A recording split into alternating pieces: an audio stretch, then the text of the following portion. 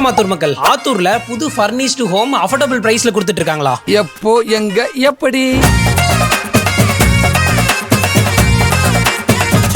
எல்லாம் நம்ம ஆளுங்க தான். ஒளிஞ்சிருக்க லட்சணம் அந்த மாதிரி.